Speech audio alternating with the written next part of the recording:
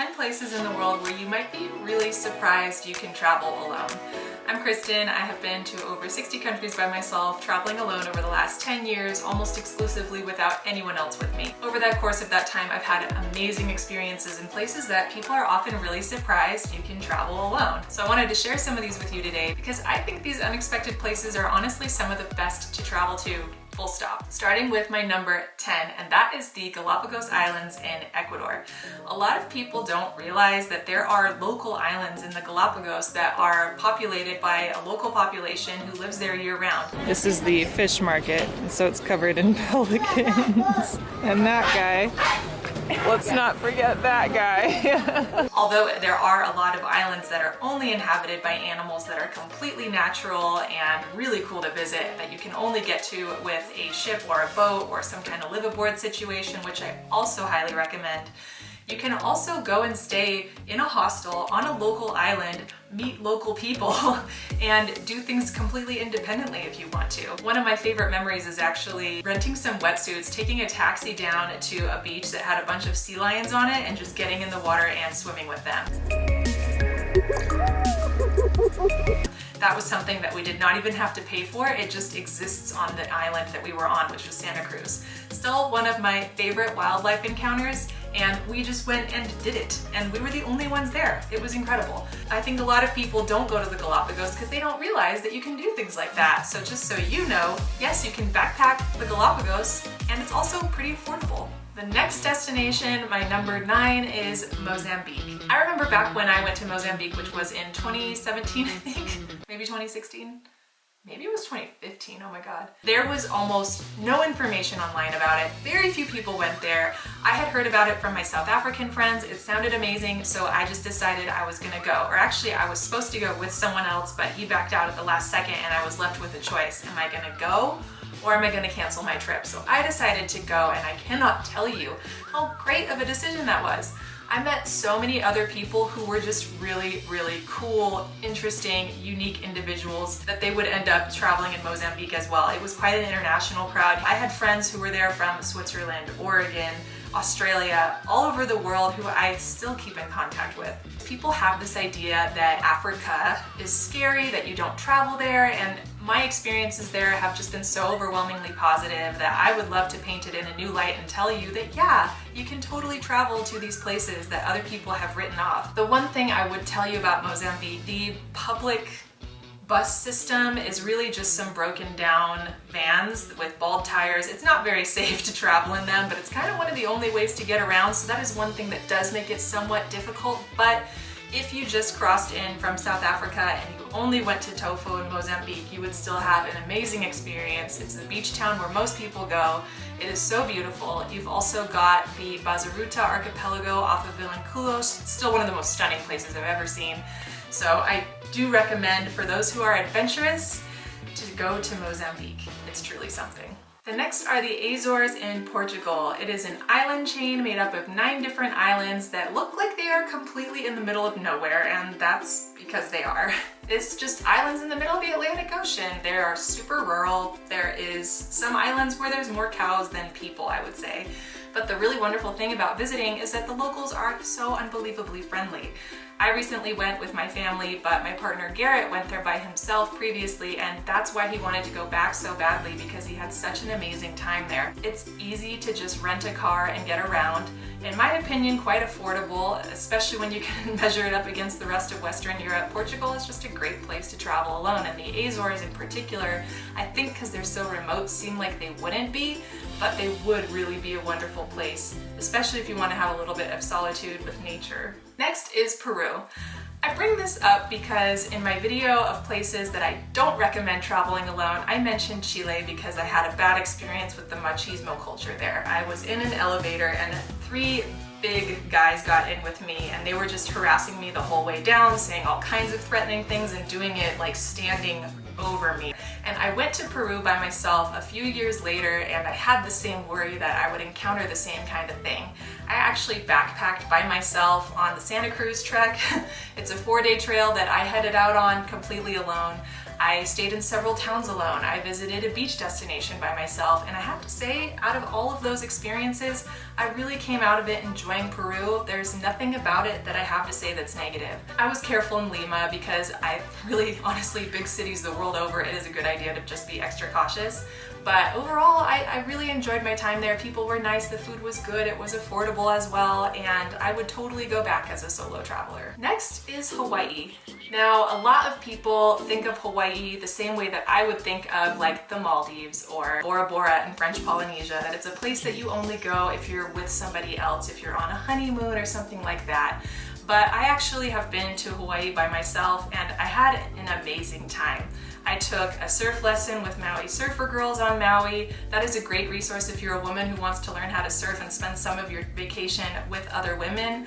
I went hiking by myself. I went exploring by myself on some of the more remote islands as well of Molokai and Lanai, and I loved the experience. And I did find that the locals who I did meet did seem welcoming, especially when I was super respectful of them, of course, as well. There's a lot of discussion now about how to responsibly travel to Hawaii, and there's a lot of different feelings along that spectrum of whether you should go or shouldn't go, but the overwhelming reaction that I seem to get is that it's the right type of tourist that places need. Not people who are going to take away, but people who are there to really appreciate and to contribute. Whether with your dollars, your respect, this is always important as a traveler. Next is rural Utah. Well, actually, most of Utah is pretty rural when you get outside of Salt Lake City. It's a lot of national parks, but it's also got one of the highest concentrations of public land, I think, of any state, maybe after Alaska and Nevada. People might be nervous traveling by themselves just because you can get a lot of dead zones. You can get into a situation where you don't see anyone else all day long. Some of the roads can be a little bit shady, and personally, that is why I love Utah so much as a solo traveler. What you need is the right vehicle, so I have a 4-wheel drive truck that I can camp in and it's perfect. It's basic, yes, but it has everything that I really need. And you just need a sense of adventure and you need a desire to truly be by yourself in the desert. It's hard to describe, but just this feeling of total quiet. Total aloneness. It's a feeling that you can get so few places on planet Earth, and the stars, if you choose the right time of month, when it's a new moon, can just be next level beautiful. And the other nice thing about it is that if you want to get to a town, if you want to get to some civilization, it's never all that far. Next is Mexico. So I do think there is this rumor that Mexico is the kind of place that you only go to if you're just going to go straight to your resort and you're just going to stay there and you're not going to explore. Please don't do that when you go to Mexico. Rent a car and explore. I've had the best experiences exploring the Yucatan Peninsula and Baja California by renting a car and driving around, and you might think, because there are so many places in Mexico that maybe are a little bit dangerous or that just have a really bad reputation, that it's a terrible, horrible idea to travel alone. But if you stay on the tourist trail and you have really done your research and you've picked a destination that is the right spot for you, I think you can have an incredible time. You can also join day trips where you get to do things like swim with animals in the water, and there's so much wildlife in the Mexican waters that are amazing to see. It's pretty incredible what you can find in Mexico.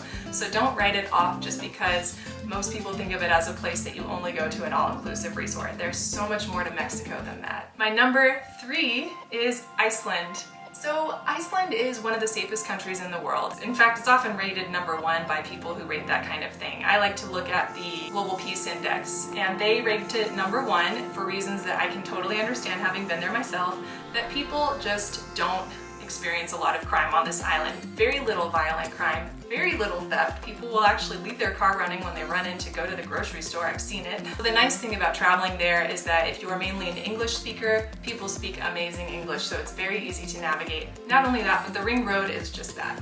It is a ring road, so it's not that hard to navigate it by yourself. It's well paved, it's easy to drive, it's easy to navigate. You can encounter some crazy, unpredictable weather in Iceland, so that's one thing to be aware of, to be resourceful in that way. But otherwise, for the most part, there were towns all along the ring road. There were services, or you could choose to dial it in a bit and just do the Golden Circle out of Reykjavik. But I love Iceland for the raw beauty. The fact that you're never really alone. There's always other people that you can meet and be around, and especially in Reykjavik, it's a very social place. You can meet locals, you can meet tourists, you can meet all kinds of people just by going out to the food trucks, staying in a hostel. I definitely think of Iceland as one of those places where you can have an amazing experience by yourself while feeling very safe. Number 2 isn't, I think, on a lot of people's travel radars, and it really should be, and that's Taiwan. Now, I can understand how China feels like a very intimidating place to travel alone, and I think in a lot of ways it can be because of the language barrier. But the thing about Taiwan is it is its own, well,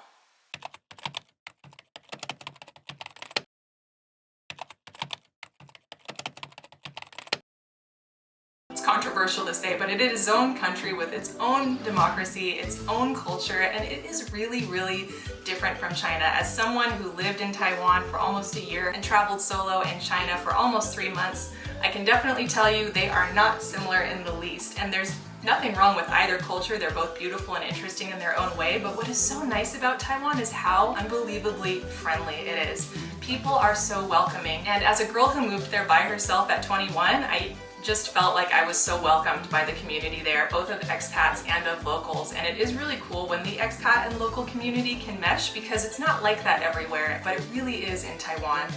I felt very safe there. It is a safe place to be. It's also super well connected. If you're in Taipei, the MRT metro system is extremely well connected.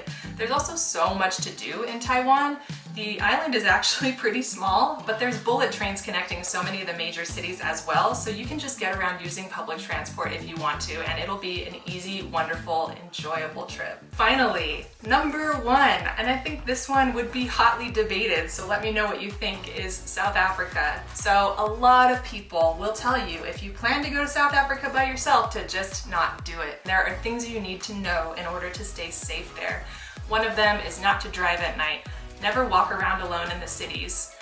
Just don't walk at all, take an Uber. Never show anything visible in your car, and I mean nothing, not even a paper, not your phone, not even sunglasses, nothing. But you know what? I think places can get a bad rap because they are inherently dangerous that are actually so wonderful to travel through. I've been to South Africa 3 times and I just met so many amazing people. I mean, the locals there truly are phenomenal individuals, and when I was doing my research on places not to travel alone, South Africa was on the top of so many lists, and it did make sense to me, but at the same time it felt so unfortunate to me because I did just have such a wonderful time there, especially in the more rural areas, especially all along the coastline. There's so many towns to visit that are pretty quiet but very lovely, full of lovely people, whether it be tourists, locals alike. Another place where a lot of the locals and tourists will hang out, and that's what made it so pleasant to me to visit. So many people invited me to stay with them. I only paid for accommodation like half the time I was there. People will introduce you to other people they know. It's just one of those places. And so I hate to see it written off by so many people. I would be careful in Johannesburg and Cape Town, of course. I would be careful everywhere, but it's not one of those places that is just a do not go as a solo traveler. So I hope this list helped you to come up with some destinations to visit that maybe you didn't think about before. I have so many more solo videos on this channel to help you plan a solo adventure, so I hope that you will check one of those out next. Happy